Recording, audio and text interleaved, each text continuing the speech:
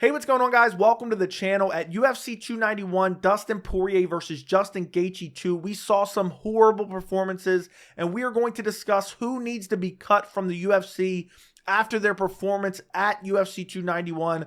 I'm going to start with some honorable mentions, then I'm going to go into my list, saving who I believe most needs to be cut for last.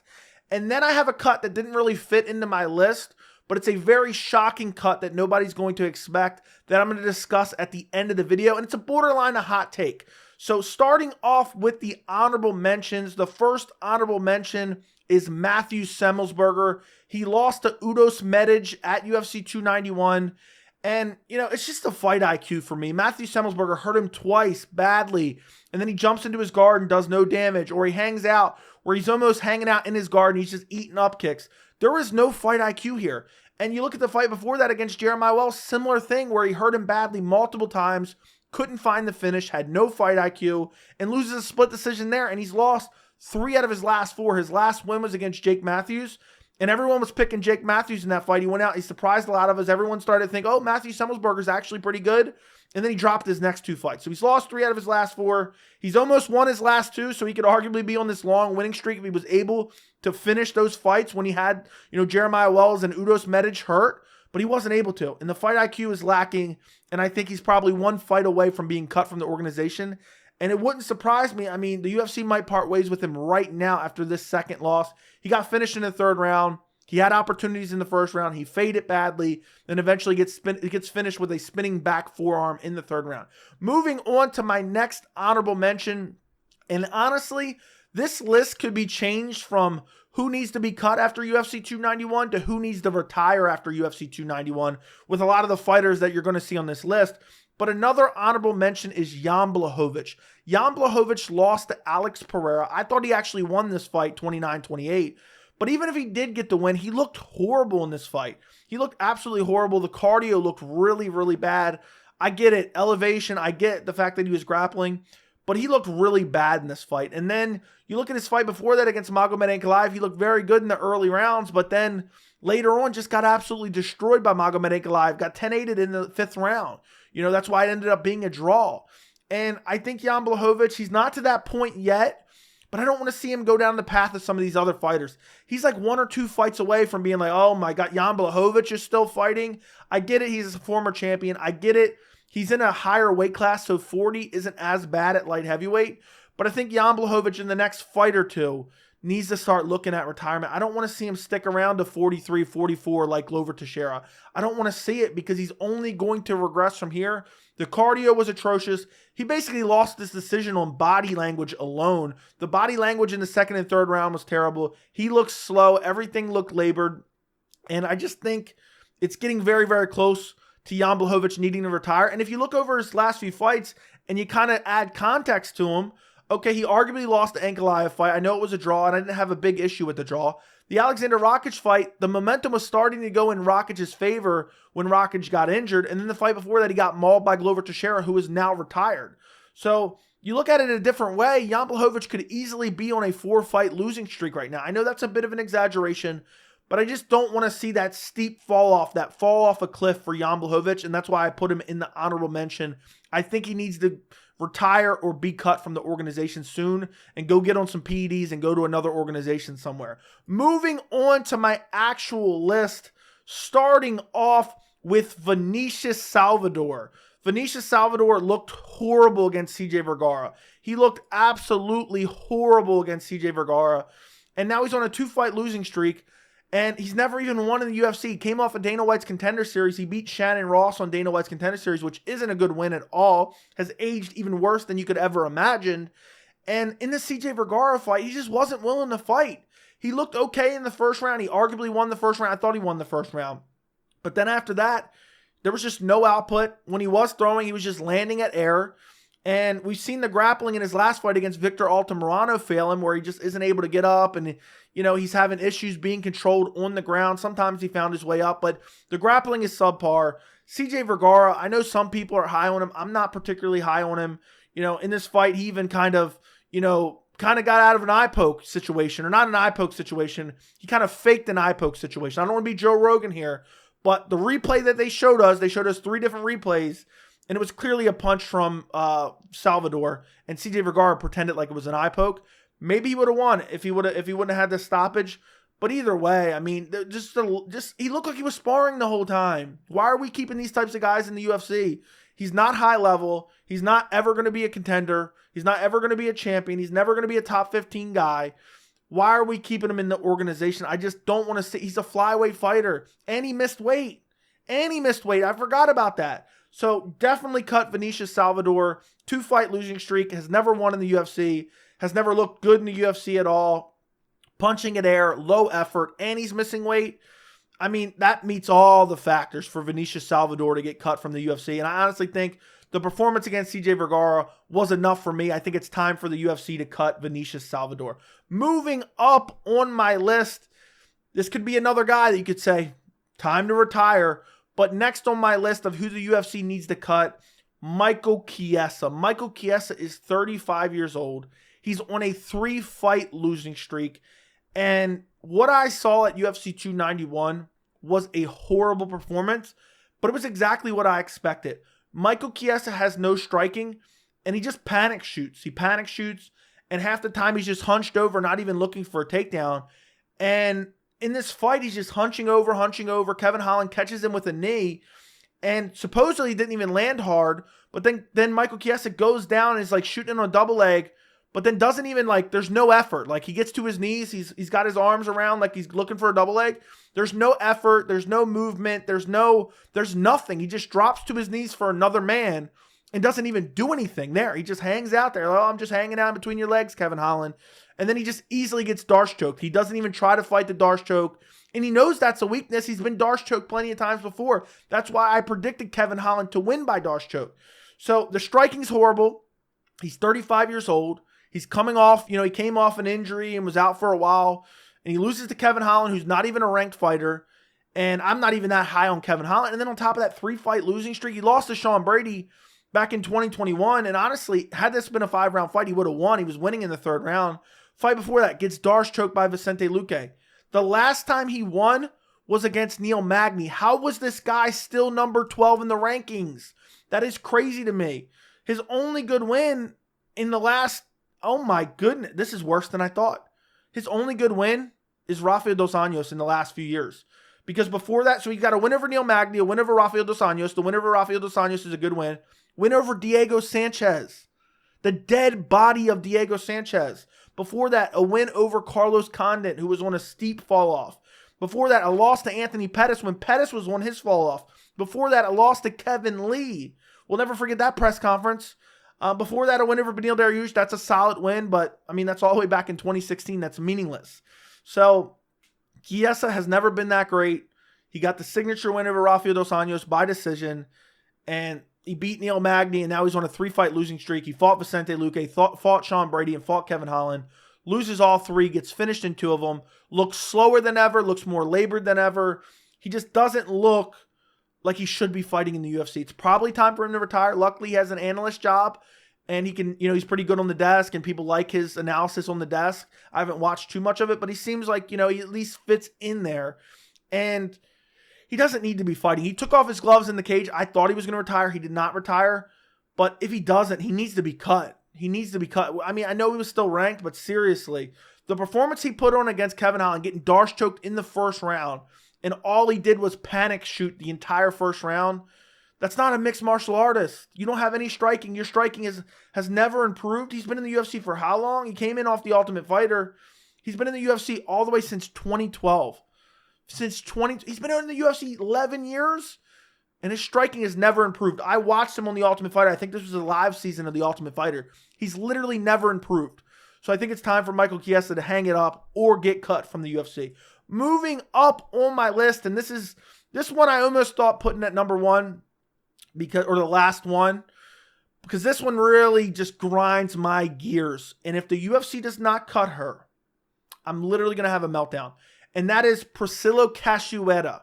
This girl is a blatant cheater. She is the Roussemal Palhares of 2023.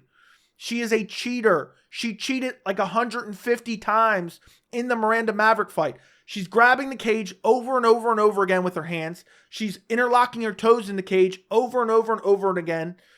She's oil checking Miranda Maverick. And also, on top of that, she's sticking her entire hand into Miranda Maverick's top to try to get her to stop from ground and pounding. She put her whole fist into Miranda Maverick's top and tried to expose her to try to get an advantage. And then on top of that, when Miranda Maverick goes for the armbar and gets the armbar because Priscilla Cachoeira has no grappling at all, she does that little fake tap where you tap once, you hope the ref doesn't stop it, but the opponent releases the submission or loosens up on the submission, and then that way you can get out of it. So she did a fake tap once. Luckily, Miranda Maverick didn't let go of it. The referee didn't stop it. Miranda Maverick readjusted her grip, wrenched it up. She tapped all the way, and she got finished. But she has a history of this. I'm sure I probably missed some of it. But 2 fights ago, she literally tried to gouge the eyes of Jillian Robertson when she was in a rear naked choke. Priscilla Cachoeira is a dirty fighter, and I don't know why it's not talked about anymore. I don't know why. People talk about like John Jones's eye pokes and different eye pokes and different fighters doing different things or being known for certain things, dirty tactics in the cage. Priscilla Cachoeira is the dirtiest fighter in the UFC right now, in my opinion. And I understand she's only technically lost 1 fight. She's only on a 1-fight losing streak. Before that, she beat Ariana Lipski. Before that, she beat Yeong Kim. But before that, she lost to Jillian Robertson. So she's 2-2 in her last 4. She's a blatant cheater. She tried to gouge someone's eyes, which I honestly believe if it's clear as day you're attempting to gouge your opponent's eyes, you need to be banned from the sport. So Priscilla Cachoeira is lucky she got 3 more fights in the UFC after that. She has no grappling. She has no takedown defense. She has no jiu-jitsu. And on top of that, she's blatantly trying to cheat and injure other fighters. Cut her from the organization. Please get rid of her.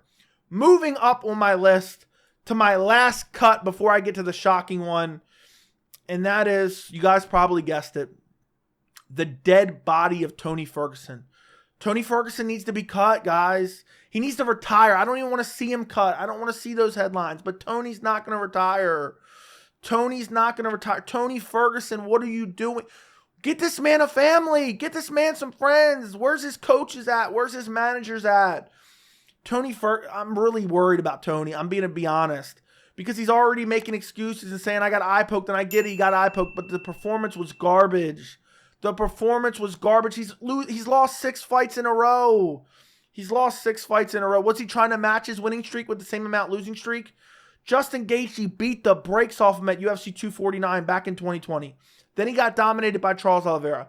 Then he got dominated by Beneil Dariush. Then he got punted, head kick KO'd by Michael Chandler. Then he lost to the dead body of Nate Diaz, who's on the decline. Got submitted by him. Now he's getting arm triangled by Bobby Green, and he took a decent amount of damage in this fight. I mean, 6 fights, 6 losses in a row, and he's talking about a title. I don't know what the UFC's got to do here, but they got to do something. Somebody's got to step in and do something. I'm worried about Tony. I'm dead serious. I don't know what he does after this. I don't know if he can be a coach in the gym. I don't know what he does. I don't know what he has. I don't know what he has to go to. That's what's crazy about these guys, and that's why people are so, that's why I'm an advocate when I'm always on the fighter side most of the time in terms of pay, because these guys, give their brains for the sport. We watch them for entertainment, and the UFC's paying them pennies. He's 39 years old on a 6-fight losing streak. He's taking a lot of damage, and I don't know what career he has after this. And I'm really worried, and I don't even know how to phrase this. Tony is not mentally all there, and I'm really worried of like a Chris Benoit type situation. And I really don't want to see that. So somebody needs to step in. Like, UFC needs to find him something to do. Like, have him at the PI doing something, or somebody. He needs to open a gym for him. I don't know what needs to be done, but I can't watch him get battered anymore. I don't want to watch him take any more brain damage. Who is he going to fight? I don't favor him to beat anyone. The only thing I can say is, if they want to give him one last fight, but they tell him, look, this is your last fight. Give him Jim Miller, UFC 300 next year. Give him some time to recover from this beating Bobby Green put on him. UFC 300, tell him, look, you're fighting Jim Miller. This is your last fight. That's a semi-winnable fight. I don't think he's going to win it, honestly, at this point. The decline has been so steep. But just tell him, look, this is going to be your last fight. So at least that way he knows that's his last fight. I don't want to see him go down the Bigfoot Silva path. I don't want to see that where he's just getting KO'd and brutalized fight after fight, and he's delusional about where he stands in terms of his skill set. His skill set was never conducive to long-term success. His skill set and his ability to win was predicated on pressure, cardio, and volume. He never had the best wrestling. He never had the best striking. He was always very hittable. And now as he started to slow down, and now he's like 30% of what he once was, 40% of what he once was, it doesn't work anymore. You're too slow. You've taken too much damage. This is taking years off of his life. I don't want to see Tony die anymore in the cage. I don't want to see him take any more damage. And the UFC has to do something. Somebody has to do something. I thought about making a dedicated video on Tony Ferguson. Let me know if you guys still want to see that. Let me know down in the comments. Basically, the rise and fall of Tony Ferguson. Just talking about his rise up through the ranks and then his inevitable decline, which now we're witnessing. And I'm honestly horrified. I just want somebody to do something. He's got a DUI recently, and then they're booking him to fight Bobby Green. I don't know what we do, but he needs to retire right now, or he needs to be cut from the organization, but then he's going to go somewhere else. I hope no one else picks him up, but he's got to make money, so what do? We're stuck in a conundrum here. This is one of the worst downfalls I've seen in MMA since I've been a fan of the sport, because it's so sad. It's so devastating, and to be a fan favorite fighter like Tony Ferguson, to be at the peak of your game just 3 years ago. Just 3 years ago, the peak of your game. A little over 3 years ago. And then to have this fall off. Imagine how that feels for Tony. Because deep down, he has to know. Deep down, he has to know. And it's just devastating that us as fans have to witness this. I mean, I don't need to see him fight anymore. The UFC needs to find a way to get him out of the cage and get him away from fighting. And I don't know what the solution is. I've offered everything I can think of. But he needs to go be a coach in a gym, BJJ coach. Or maybe they can just have Tony grapple at the UFC Invitationals, the Fight Pass Invitationals. That's the only other solution I can think of, because we need to get him away from the sport. I don't want to watch him take any more brain damage. He's going to be the first death in the octagon. He's going to be the first death in the UFC if he continues to fight. Moving on, but actually before I get to my shocking cut, I want to talk about this because I'm thinking about making a dedicated video on it, and I want your guys' opinion on it as well. The UFC needs to fire Joe Rogan. Rogan had the worst commentary performance at UFC 291 that I've seen in the last few years. He doesn't know what weight classes fighters are in.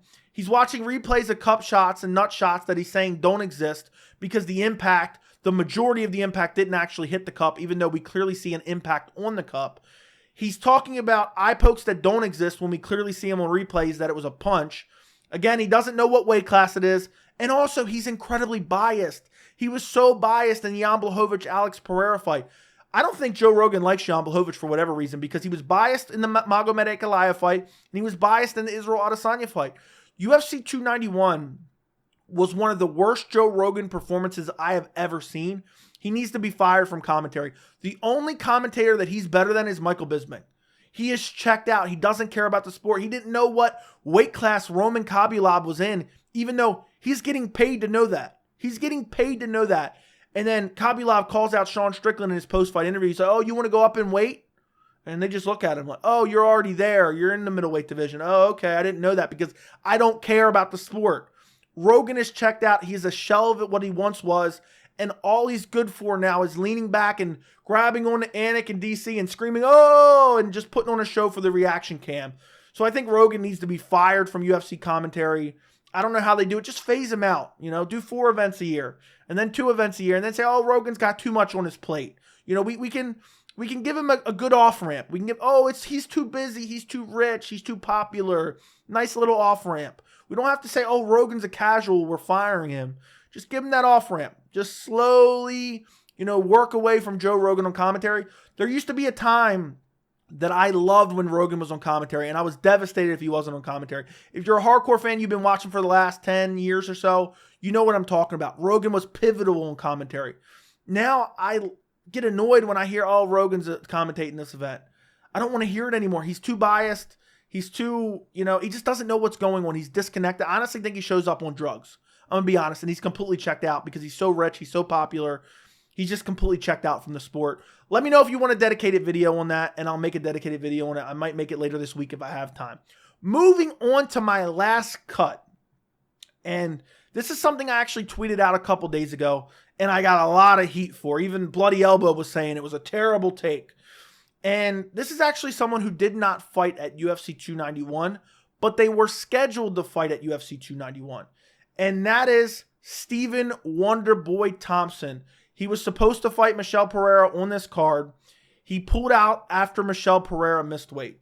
And I know you're thinking, oh, so we're going to cut him because Michel Pereira missed weight? No, that's not what I'm saying. My point is, Wonderboy Thompson put out this statement and he said, basically, I thought it was an unfair advantage. I didn't think it was smart to take the fight, and I'm looking to move forward to a title. I'm looking to move forward to a welterweight title shot. I'm looking to make a final run. I'm 40 years old. I'm looking to make a final run. And I just think that's completely delusional. That is completely delusional because this guy is unwilling to fight top contenders. He's unwilling to fight up-and-coming guys as well. He's only willing to fight favorable matchups against up-and-coming guys. That's all he's willing to do. He's ranked in the top 10. He's like, no, I'm not fighting Shavkat Rakhmonov. I'm not fighting him. He's come out in interviews and said, I don't want to fight grapplers. I'm not fighting any grapplers. He fought Kevin Holland. Imagine any other top 10 guy. It's like the opposite of the guys who sit at the top of the rankings and say, I only want to fight guys ahead of me or for a championship. Wonderboy's like, I only want to fight guys behind me, but only if they're favorable matchups for me. He's fighting, he's ranked in the top 10. I think at the time he's ranked like number 6. He's like, oh, I want to fight Kevin Holland. Kevin Holland wasn't even ranked at middleweight, or he was ranked at the bottom of the top 15. Then he's like, oh, I'm not fighting Shavkat. Give me Michel Pereira, who's ranked at like number 15. And then Michel Pereira misses weight by 3 pounds. And Wonderboy Thompson says, I'm not taking that. That's not smart. I want to move towards a title. Move towards a title? Leon Edwards would absolutely work over Wonderboy Thompson in the grappling alone. Colby Covington would drop Wonderboy on his head. Kamaru Usman would dominate Wonderboy in the grappling. Bilal Muhammad already has. Gilbert Burns already has. And I know people are going to say, oh, well, he doesn't want to fight grapplers. Well, he fought Bilal Muhammad and Gilbert Burns.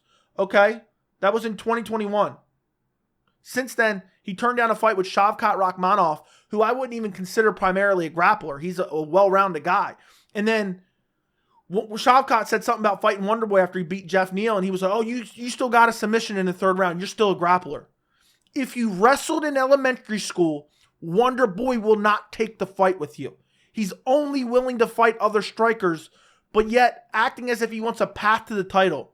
So your path to the title was the number 15 guy, a guy sitting 7 spots behind you or however many spots behind you, and he's a favorable matchup. That's your path to the title? That's your path to get up there with Bilal Muhammad and Khamzat Chimaev and Colby Covington and Leon Edwards? That's your path? No.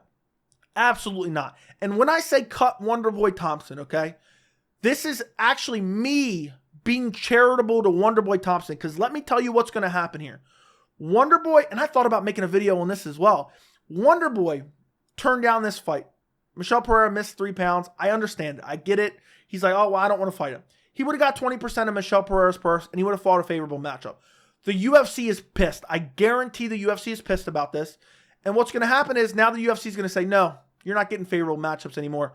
Don't be shocked if you see Wonderboy Thompson versus Renat Fakhretdinov coming soon. Don't be shocked if you see Wonderboy Thompson, Shavkat Rakhmonov coming soon. Don't be surprised if you see Wonderboy Thompson, Gilbert Burns too coming soon.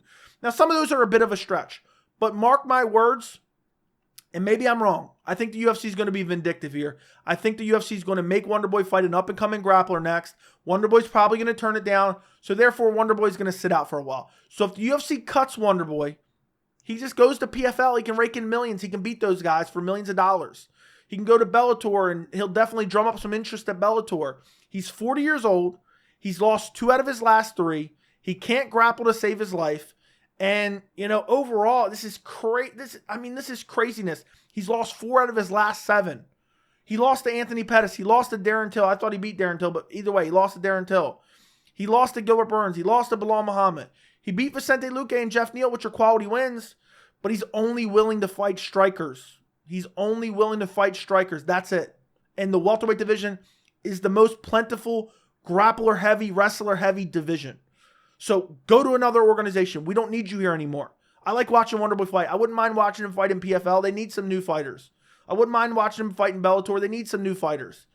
But this just, I only want favorable matchups from behind me.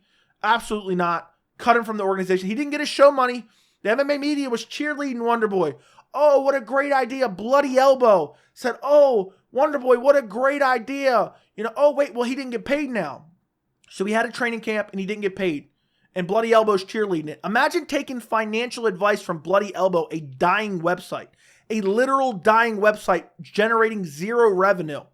They're like, yeah, Wonderboy, yeah, congrats on no paycheck. Absolutely no paycheck. That's what happened here. That's what happened here. He's getting no paycheck. He's getting a non-favorable matchup in his next fight. If not, the UFC will just continue to offer it to him and just ice him. And I don't like the UFC's vindictive tactics, but I'm telling you that's what's going to happen because the UFC has basically been catering to him with favorable matchups, and now he's turning it down, and you're losing a big fight off a major fight card for the UFC. So cut Wonderboy Thompson. Let me know what you guys think down in the comments. Let me know, do you want a dedicated video on Wonderboy? Do you want a dedicated video on the commentary? And do you want a dedicated video on Tony Ferguson? Let me know down in the comments. Don't forget to like the video. Don't forget to subscribe to the channel. And thank you so much for watching.